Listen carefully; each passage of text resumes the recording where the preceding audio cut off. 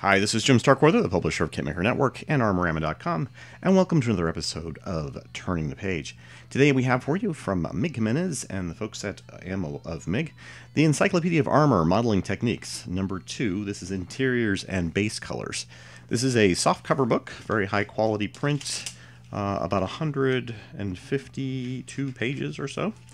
And let's take a look on the inside. Well, actually, let's take a look at the back real quick just to see if there's anything. Nope, no real info there to give you. A little fold out here on the front with some additional photos. We've got the credits here, basically, the listing. The original idea was Mig's, coordinator was Diego Quiano, then lots of other people involved. Can't list. I will not list all the names. I will not. There are too many. But you're going to see in these types of books, especially from somebody like Mig, a lot of high quality photos presented in a very artistic way and so forth. So there is no, doesn't look like there's a table of contents to this one. Oh, yes there is. I just haven't gotten to it yet. All right, so there's a little bit of a preamble here written by Mig, I'm assuming, since his photo is there.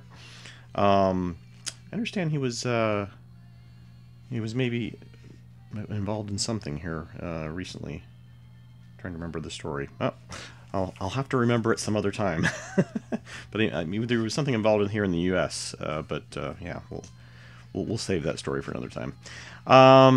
So that sounds a little ominous, but there's nothing big. It's something modeling related. All right. So the introduction here also goes through. I think this is basically it continues on. I'm guessing either that or it's a separate preamble and introduction. And again, just some nice photography here. The breakdown in terms of table of contents is 4 materials and references for the painting stage, 5 painting interiors, 6 exterior painting. Now, I'm not sure if this is a carryover from the previous book, why they started with 4, 5, and 6. I'm guessing since this is volume 2, that's what they're doing. So it was 1, 2, 3 in that one. It's 4, 5, 6 in this one.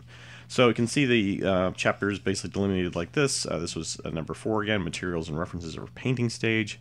Tools and materials, references, and preparation before painting are the sub-chapters. But what you can expect in these books is basically, you know, good text, good descriptions, good overview, especially for a material like this. I'll just give you an example here on the airbrush one. It says, the airbrush together with a compressor is the main tool used to paint our model.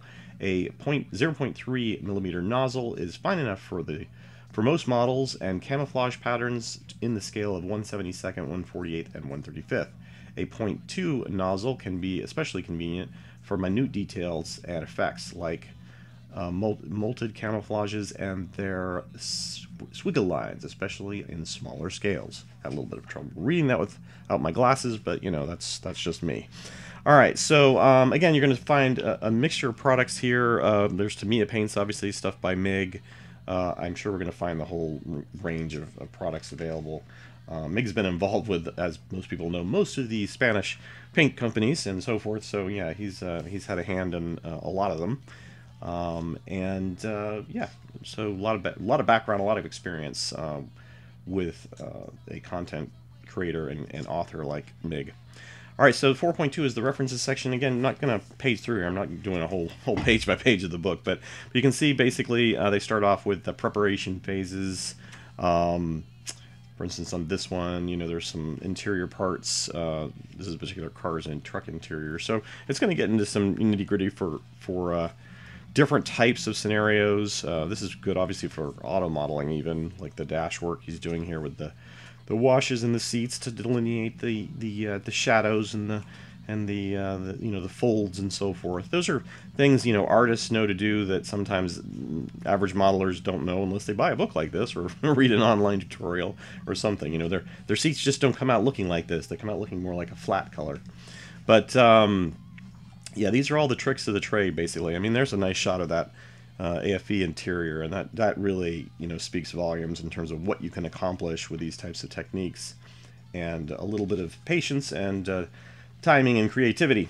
All right, so again, just kind of flipping through, you know, got a lot of interior photos here of work in progress, some excellent outcomes, engines, more interior parts, more engines, and exterior painting. So, you know, both from interior to exterior, basically covering different airbrush painting effects, Again, lots of different types of paints here.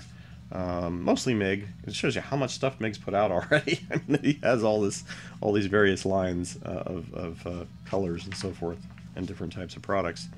But you know, there's Mr. Surfacer in here. There's other stuff too, and a lot of Tamiya products looks like.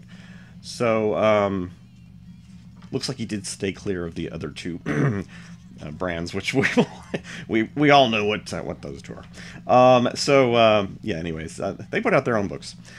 Again, quality photos here, lots of detail, lots of text, markings and insignias. The last sections here, and then finishing up with probably some nice finished photos like this Panzer here, modeled by Michael Walkowski.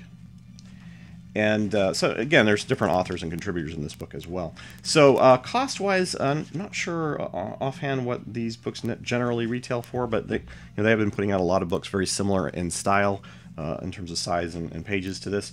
But you can definitely find it on their website. This is the English language version. Obviously, I would expect to find maybe a Spanish and potentially German or some other language available as well, or maybe in future.